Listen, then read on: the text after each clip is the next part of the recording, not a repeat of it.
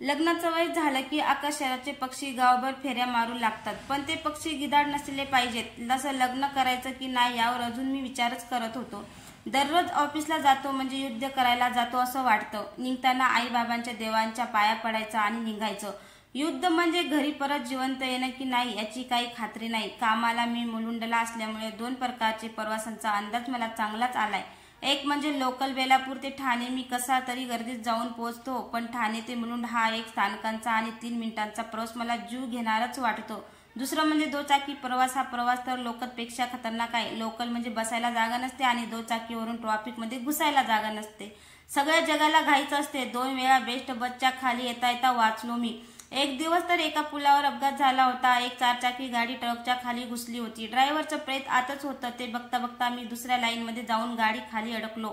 वडील ओरडतात ते खरंच बरोबर आहे. 2 चाकीवर किती हुशार अनुभवी माणूस असला तरी त्यांची 2 चाकी कधीच साथ सोडेल सांगता येत नाही. अशा कसरतीमध्ये आकर्षण नावाचा पक्षी कुठेतरी मनातच हरवून जातो. पण कधी एकटा विचार करत असलो की जोडपी पाहिले की वाटतं कोणीतरी सोबत असावं. असाच एक गोड अनुभव मला त्या दिवशी झाला. रविवारचा दिवस बाहेर पडायची माझी इच्छा नव्हती, पण ऑफिसचा एक चेक मला आमच्या राजेश सरांना द्यायचा होता. मला मुलुंडला जावं लागणार होतं. सुंदर गुलाबी सकाळ सुरू झाली आणि मी लोकलमधून आरामात 4थ्या सीटवर बसून जिवंत मुलुंड स्थानकावर पोहोचलो. मला मुलुंड स्थानकाच्या बाहेरच एकाला भेटायचं होतं. बाहेर भेटून चेक देऊन मी परत घरी जाणार होतो. मुलुंड स्थानकावर मी राजेश सरांची वाट पाहत होतो आणि तेव्हाच मला एक अप्सरा दिसली.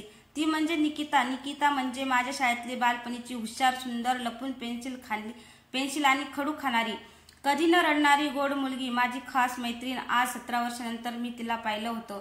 मी पाहतच राहिलो होतो. इतकी ती सुंदर दिसत होती. तिच्या चेहऱ्यावरचं तेज, तिचं हसणं तसेच होतं. इयत्ता 1ली ते 4थी आम्ही एकाच वर्गात एकाच बाकड्यावर बसायचो. खरं तर मी 4थीत असल्यापासून तिच्यावर लाईन मारायचो, पण विचार केला की मोठं झालो की बोलू. त्यानंतर 17 वर्ष झाली आणि तो विषय तसाच मनाच्या कोपऱ्यात पडून राहिला होता. आज चक्क तिला बघून तेच विचार डोक्यात फिरायला लागले. परत त्याच आठवणी आठवू लागल्या. माझा मोबाईल वाजला. हॅलो राजेश सर, मी मुलुंडला स्थानकाच्या बाहेरच उभा आहे. राजेश सर, मी पण येतो. ट्रॅफिकमध्ये फसलोय. 5 मिनिटात पोहोचतो. मोबाईल खिशात गेला. परत मी तिच्याकडे पाहिले. ती तिच्या मैत्रिणीसोबत होती. तिच्या गळ्याकडे पाहिलं.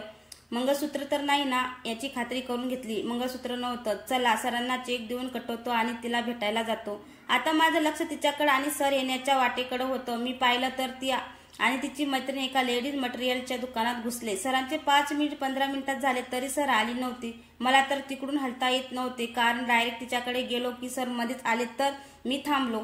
20 मिनिटांनंतर सरांची गाडी येताना दिसली. ती गाडी सरळ माझ्या समोरून निघून गेली. ती सरांची नव्हती. लगेच सर माझ्या बाजूला येऊन थांबले. राजेश सर, तिकडे काय बघतोय? तुमची गाडी कुठे आहे? राजेश सर, मी 2 चाकीवर आलोय. बर. सरांना चेक देऊन मी कटवला आणि धावत त्या लेडीज मटेरियलच्या दुकानात गेलो आणि ती तिथे नव्हती. थोडं मन उदास झालं. त्या भैयाला विचारलं तर तो बोलला आत्ताच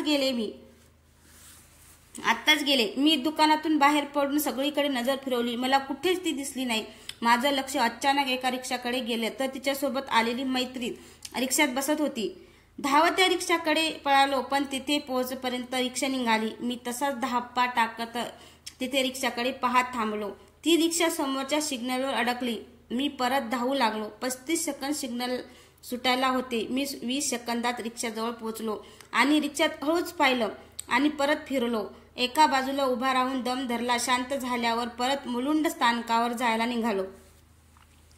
रिक्षात तिची मैत्रीण, ती आणि तिच्या बाजूला एक मुलगा तिच्या खांद्यावर हात टाकून बसला होता. मला खात्री होती की तो तिचा भाऊ नव्हता, कारण तिला भाऊच नव्हताच. तो हुशार, तरुण, सरकारी नोकरीवाला, 60,000 पगार असणारा, स्वतःचा मुंबईत घर असलेला, समजूतदार, माझाच कॉलेजचा, माझाच चांगला मित्र होता. आणि त्यांचा साखरपुडा झाला होता. त्या मुलीचं नाव निकिता होतं. एक गोष्ट सुरू होण्याआधीच संपली होती. खरंच स्वप्न एकाच सेकंदात तुटली की वाईट वाटतंच. मला प्रत्येक ठिकाणी पोहोचायला उशीर का होतो तेच कळत नाही. जाऊ दे, मला वाईट वाटून मानून मी घेणारच नाही, कारण ती अपूर्ण थांबलेली कथा होती जी पूर्ण करण्याचा मी प्रयत्न करत होतो. आणि माझ्या जीवनाची कथा अजून चालू आहे.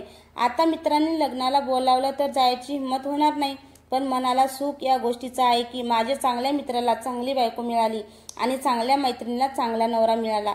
कदाचित कोणती तरी अप्सरा माझीच वाट पाहत कुठेतरी बसली असेल आणि मी तिला पाहिलं नसून चुकून मी दुसऱ्याच अप्सरेच्या मागे पळत असेल.